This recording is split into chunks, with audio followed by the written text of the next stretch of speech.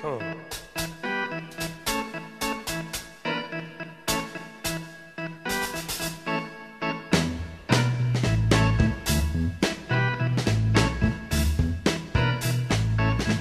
to Inside the Cardinal Playbook as we meet with Larry Holly and Jill Crest. Today, unfortunately, we're talking about the end of the season, Coach, and I know the end of the season always brings a lot of emotions from players, coaches, as well, fans. What are your thoughts here as the season has come to an end?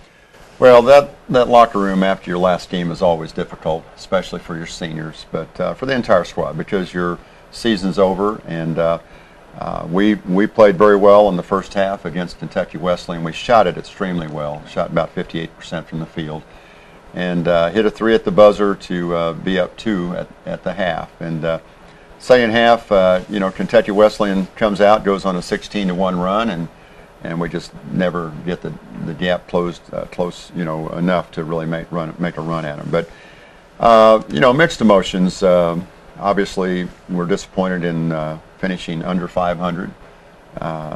Fourth time in my coaching career at Williams Jewell that's happened. First time it's been back-to-back. Pleased that we went 9-9 in the regular season in the league. That's an improvement. Went 5-13 the first year. So made some progress. We're young. Put in a new system offensively and defensively. And at times we were very efficient. At times we weren't. A little up and down. Whereas the first year of NCAA Division II play, even though we lost 17 games, we were really in 16 of those 17 games. This year, we finished 13-14. There were 3 or 4 games that we weren't involved with at the end, so that was disappointing. But we made strides. We have some good players coming back, and we look forward to the future. But the end is always difficult, most especially for the seniors. I'm really proud of Craig Matson and Nate Croker for what they've accomplished in their careers both on and off the floor, and they'll be missed. You go to Kentucky Wesleyan College to play that kind of play-in game between the seeds a little bit lower down. What was the atmosphere like there? Because we haven't played there before. Well, it was good. I mean, the crowd, they didn't have a packed house, but that arena's been there since 1964, and that's seen a lot of great basketball. Kentucky Wesleyan's won 8 national championships, more than any other NCAA. It's a big deal there, obviously. It's a big deal, and this is Kentucky Wesleyan's last year in our conference. So, that was big for them. They wanted to go out, playing well, and we certainly were hopeful that we'd go in there and take care of business, and we did for about a half. But great older facility. They didn't have all the amenities that a new one has, but a lot of character to that place. It's seen a lot of great basketball, and it was fun. I'm glad I got to coach there. Not happy about the outcome, but pleased with our effort throughout the game. Kentucky Wesleyan's a very talented team. They were ranked in the top 10 at one time during the year, and still got votes in the last poll. So they're capable of beating anybody in the nation at any time. So proud of the effort, if not the result. Outside of the shooting well in the first half, what made a difference in that first half? What did you do well? Well, we didn't have a high number of turnovers.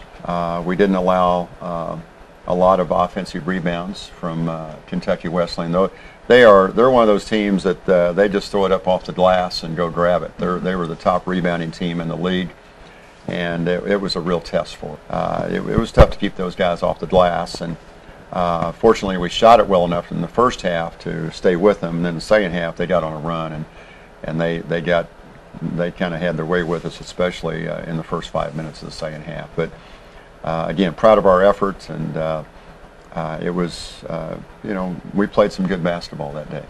You were beaten twice by Drury, who ended up winning the conference championship, I guess it was last night. Were you surprised by that, first of all, and does that make you feel any better about some of those bigger margins of defeat? Well, especially against them. It was disappointing. Drury got after us twice this year. We actually, I think we were only down 3 at the half here. I think that was 34-31, but they had their way with us down there. It was a pretty good beatdown, but they're playing extremely well. They're so good at both ends of the floor, and they shoot the ball well. It's just a pretty complete team. I didn't know if they would win the whole thing because there were some teams that they hadn't played this year, And I guess it was a great game against Southern Indiana. I think Southern Indiana had a lead late, and then Drury came back and won the game. And now they get to host the region tournament. And the top 2 seeds, I believe, are Drury and Southern Indiana again. So if they get to the finals, that should be a great game. But no, I'm pleased for Drury that they're on our side in terms of the Western Division. And proud that they went to the East and won. That's a tough deal. The East has been the dominant side of the division, in the GLVC, and so it was great to have a team from the West go over there and win it all, especially at Evansville, which, while it wasn't on Southern Indiana's campus, it's right there. Close enough. Yeah. They're not shy, the Eastern side, about letting you know either that they've dominated, are they? They're not, and that was an improvement for us this year. Now we played 4 games this year against that side. Probably our biggest one of the year was at Lewis, because Lewis didn't make the region, but and our win might have hurt them a little bit, but that was probably our biggest one of the year, was at Lewis, and we were in a position to, if things go right at the end, to actually win at Parkside. And Parkside won the East. And I think they were the only conference school to win at Drury this year. And they're in the region tournament. So, and then St. Joseph's came in here and we beat them at the buzzer, and Indy got after us pretty good. But we went 2-2 against the East this year. And the year before, we went 0-4. Of course, they were ranked 2nd, 3rd, 7th, and 8th in the nation, and combined 53-3 after those 2 weekends a year ago. So, no shame in losing those people. And but we've got to improve our game, and through recruiting and through our returning players improving themselves to be able to compete on a daily, day in and day night, or day in and day out with all those teams actually on the East. And we'll start doing that next year. Starting next year, we're going to play everybody, which I'll like a lot better. And talk about that a little bit. How's that schedule going to work? Well, for the 2 years we've been in the league, because of travel and because the coaches didn't want to play more than 18 games, we decided to play everybody in your own division, home and away. Well, that's 7 schools, so that's 14 games, and then you only play 4 of the other 8. And I just think that's very unfair. I don't like being in a league where you don't play everybody. And so this year we played the 4 we didn't play last year. And so starting this next year, there will be 4 4-team pods. Our pod will be William Jewell, Rockhurst, Drury, and S&T. Okay. We'll play those other 3 teams home and away, total of 6 games. And then we'll play the other 12 teams in the league once. 6 at home, still comes up to 18. 6 on the road. And the following year, we'll have the same pod, but the 6 we played on the road we'll play at home, and vice versa. So we'll have pretty much the same schedule except for home and away against the 12 teams we're just playing once. The following year, we'll change pods. One of the things that the teams on the East didn't want to do was stay in the same pod all the time, because this proposal was made a few years ago and got turned down. So I don't know if our pod will always be with Rockhurst, Drury will always be with S&T, UMSL will always be with Maryville, and Truman State, new to the league, will always be with Quincy. So it'll be us and Rockhurst, and it could be Truman and Quincy, or it could be UMSL and Maryville. And then we'll go through that for 2 years, and then we'll switch to the other one. So I think it was something everybody liked, the proposal, and we look forward to playing everybody starting next year. That's head basketball coach Larry Holly on the men's side. In a moment, Jill Crest will join us, and then Larry will rejoin us at the end of the show. Inside the Cardinal Playbook, sponsored by the UPS Store, 5510 Northeast Antioch in North Kansas City. I'm going to change the world. I've got computers, I've got financing, I've got clients. I've got a business plan. I have VC money. I've got a game-changing idea. I've given myself room to grow. We're dangerous. Very dangerous. This is only the beginning. I'm going to own the future. There's just one problem. I don't know how to print this. Professional printing. Help? And everything else a small business needs, now at the UPS Store. I love logistics. Who's serving up a big breakfast this weekend? On an endless buffet, a juicy steak. Don't flip out. Only Golden Corral would include steak for breakfast. It's on our endless weekend breakfast buffet, all for a great low price. Only at Golden Corral.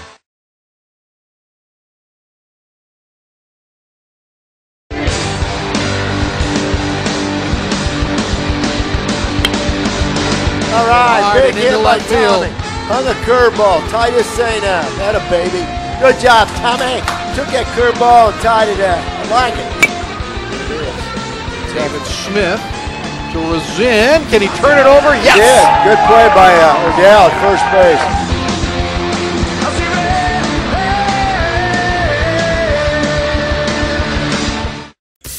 Jill Crest, women's basketball coach at William Jewell College, joins us now. Coach, ending your season at the conference tournament, I guess, is where you want to be, but not necessarily ending at that point.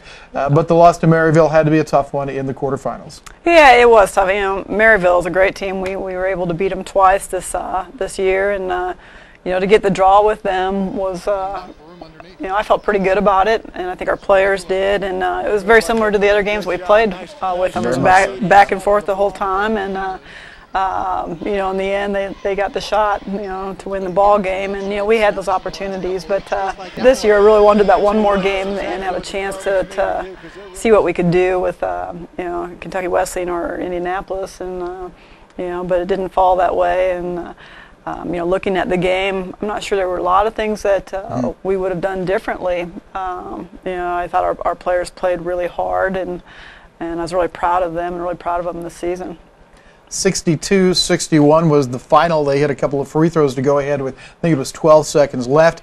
Chelsea comes down the court. They double team her. She couldn't get the pass off, and where did we go from there? You know, she stepped up and made 2 big free throws, and the plan was to get the ball to Chelsea, and we were going to try to run her off of a pick, and they did a great job of just sending a double team with her, and you know, she did find the Jess Wheeler at the top of the key for a 3, and you know, looking at everything, that's the player I'd want shooting that shot. Sure, you look at in her 3 years here how many game winners she's hit for us, or big clutch shots, and you know, she had a great look, and it was right on target. It was just a little short, and you know, it was kind of a scramble for the ball, and I think Chelsea picked it up there and still got another shot off, but it was pretty hurried, and you know, again, tough way to end, but I think when you step back and you look at what this team accomplished this year, and especially, you know, our first year being able to compete in the GLVC and to finish up 18-10, and you know, Maryville won our side, and for us to be able to beat them twice this year, and you know, you look at some of the teams. Quincy finished second on our side, and we split with them. Missouri S&T, we split with them. There were a lot of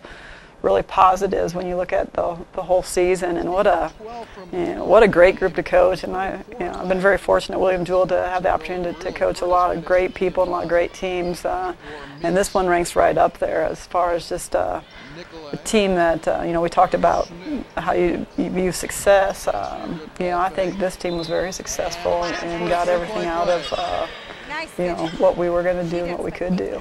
Let's talk about that for a moment, because this was a year, unlike in any other year I've been here, and I've been here for 7 years, you really had to adjust around some personnel issues that I don't think you've had in the past. Yeah. And I would imagine you take a lot of satisfaction out of being able to get as far as you did. Yeah, I think you know, I always preach team and family, and that when you get a group that can really buy into what you're doing and become really unselfish, which this team did, you can do a lot of great things, and you can overcome a lot of things. Sure. And you know, when I think of that, and when I think of this group, they did that, and you know, Caitlin Wood and Chelsea Meeks both got all conference honors, and Ariel Smith got defense, but you know, they did such a great job, and our team did. When those two weren't hitting well, you know, we just had other kids step up. It was just really an unselfish group, and they really focused on the goal was to win and do the best that we could. And you know, that's tough to do sometimes, to get the whole team to buy into that. And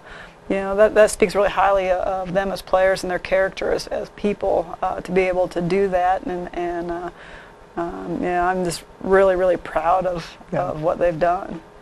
After 2 years in the conference now, we go to Evansville. My feeling was that we really belonged there. We could have easily won that tournament with a shot here or there. Maryville gets to the final, but they lose in the final to Lewis, and we didn't play particularly well against Lewis. I would have loved to have seen us play Lewis one more time. Yeah, you know, and that's what, you know, with Coach Broughton and I, kind of seeing where we are and where we need to go. I think we're probably closer than what I thought. Yeah. What we needed, and a lot of it, again, is to those compliments to our players on really buying into it and really always working hard. But you know, for Maryville to get to that championship game, and you know, we played Lewis. We lost to them by 9, but they, you know, they're a really good team. They're very good. They had us down at 20 at one time, and but I would have loved to have the opportunity to play them again. And I think you know, compared to early this season when we were making all of our adjustments through our personnel and everything towards the end of the season, I think we became such a much better team as a whole. Just as a whole, playing together and the chemistry at the end, that really playing anyone didn't scare me. And so it would have been nice to be able to get past that Maryville game and then see what would have happened for us. Off this team this year, you lose Caitlin Wood, and she had such a nice year for you. You'll miss her three-point shooting, her rebounding, her inside play, but are you pretty optimistic about next year, because that's a pretty solid core coming back? Yeah, you know, Caitlin did so much for our program, and she's just a great player, and she understands the game so well. So, you know, she leaves a big hole, but you know, you look in the past where we've lost some really good players, and I think one of the nice things, we got some kids in there that are going to be able to step in, and you know, they want to win, and that's a big key. And then bringing in some players, you know, every year is different. Even when you have the same group returning, it's still kind of get them all into buying the same way. But I think the leadership that we'll have next year with our seniors, with Chelsea and Cassie and Jess Wheeler, those are pretty impressive leaders that you're going to have, and to have them have the experience that we had this year. I know they want to go after it and get into that championship game and see what we can do there. And you know, I'm excited about that. I know, you know, your season just ends, and a lot of times you just want to break, and it is nice. But I'm excited already about next year and some of the kids that we're bringing in, and to see what we can do. Larry talked about the pod scheduling goes into effect next year, where we'll be in a pod with 3 other teams. How do you feel about that general thing? A chance to play all the teams in the conference at least once. Oh, I like it. I did not like, you know, the last 2 years, and again, we're the new ones coming in, so it wasn't like we could, you know, speak up a lot. But I think it's hard to seed the teams. I think it's hard to get a true champion when people don't play each other. And so, you know, it may be a little more travel, but I think that's worth that.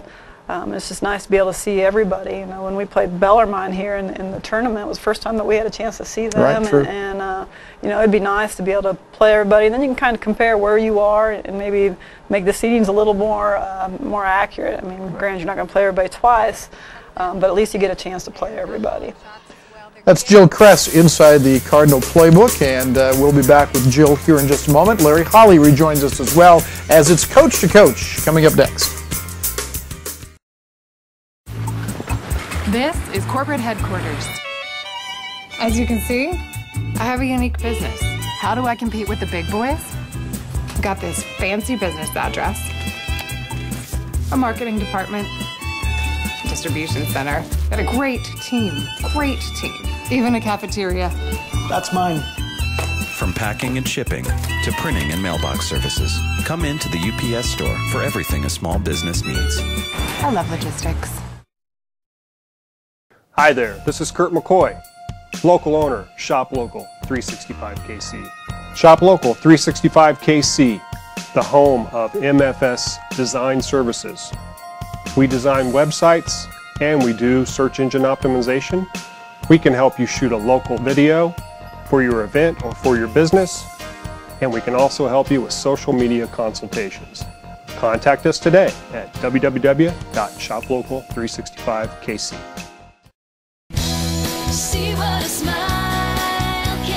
At Hy-Vee, your health is what matters most. That's why we offer hundreds of organic and heart-healthy foods, Expertise in disease management, and over 100 in-store dietitians. We'll customize a diet and exercise program for you and your family. We're your personal health team, here to keep you healthy and happy.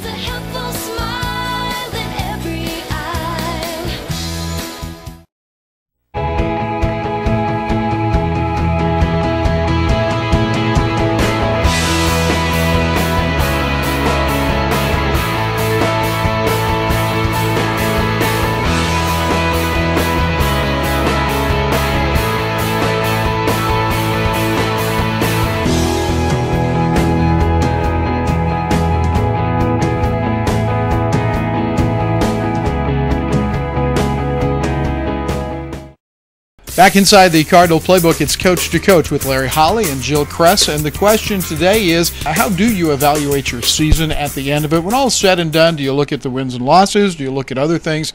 How do you evaluate your season? You can go ahead. You want me to start? Yeah. I evaluate myself, first of all, and nobody's harder on me than me. I mean, you know, all players want more playing time, and I'm sure their parents want more playing time. And but I look at what I did or didn't do, what was accomplished as a coaching staff, what I could have done differently that might have enhanced the season. And we're going through the process right now of postseason conferences with each of our players, so we get that input. But in terms of evaluation, it's a process throughout the year. You know, Coach Kress and I talk, after each game about what we should have done or could have done, and I'm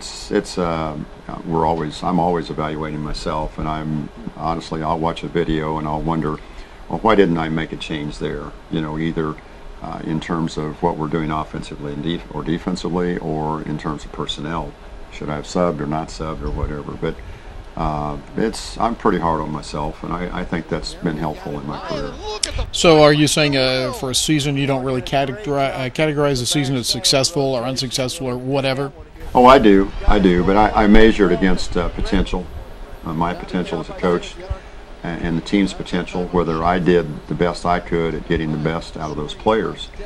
Was I successful in taking an individual player and making him the best he could be, and then function with whatever it is we're trying to do offensively and defensively. So, and sometimes there's success and sometimes not, but it's always a process. It's the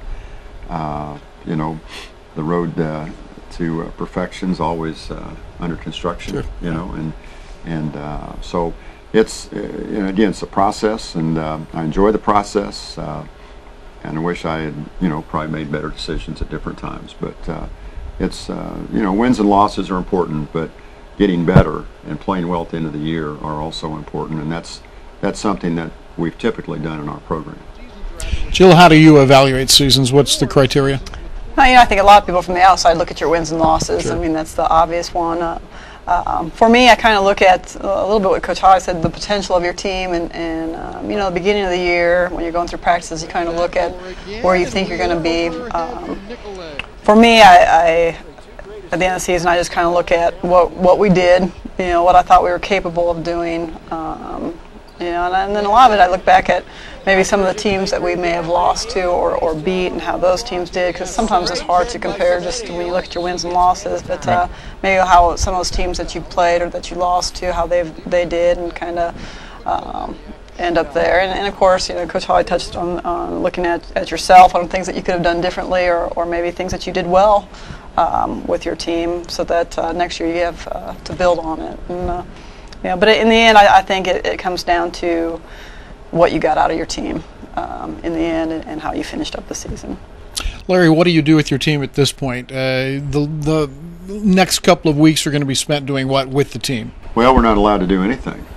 We can have meetings, I guess, but it's a dead period for us until the national championships. And on the men's side, it'll be a week later this year, because the Division II national championship game is going to take place the same weekend of the Final Four of NCAA Division I. It'll be in Atlanta. The Division III championship game, the Division II championship game, and it's because of the 75th anniversary of the NCAA. So it's not something they'll do every year. In fact, Bellarmine is hosting, the championship, but it's actually going to be at Freedom Hall in Louisville. So it'll be a great atmosphere, but they'll only get to the final two, and then those two will go to Atlanta. So it's a one-year deal, but it's a great opportunity. But yeah, we'll again, we're having conferences today. We'll finish that up. But in terms of what we're allowed to do, in terms of skill development or weight room, it's all a voluntary thing right now. Okay.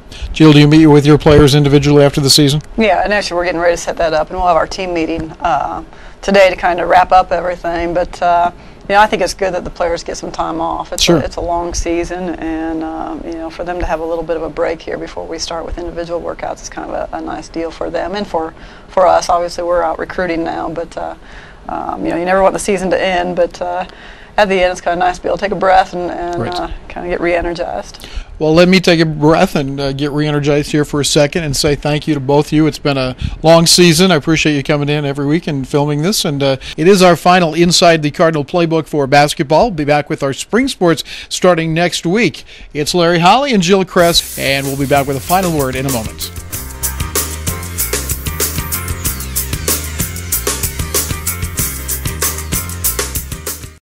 So, I'm my own man. I can work from home. I can make meetings, I can make deadlines, I can make proposals, I can remember birthdays, I can entertain clients, I can pay for lunch. Yeah, I can do it 2 o'clock, 3 o'clock, 3:15, I can do anything. Done, on it, yes, taken care of. 50 two-sided bound color presentations by tomorrow, I can do that.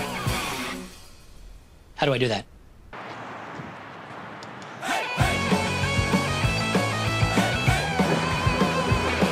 I love logistics.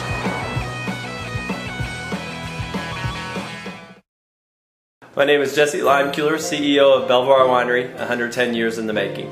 We do a lot of events, baby showers, wedding showers, anniversaries, birthdays, and weddings.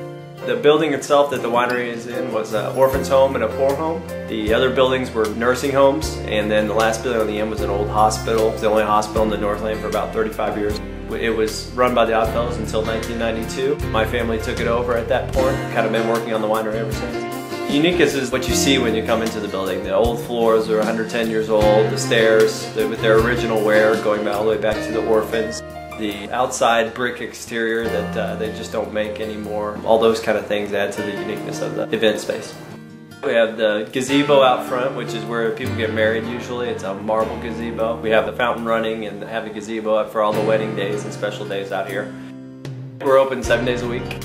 11 to 4 Monday through Wednesday, 11 to 8 Thursday through Saturday, and 12 to 6 on Sunday. And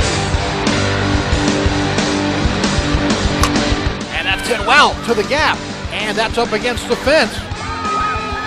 It will be a double and a run scored as the Cardinals waste no time as Hayden laces it to right, and we're tied at 3. There's a grounder and it's speared. Greenwood has a chance to throw out the hitter, and she's out at first base.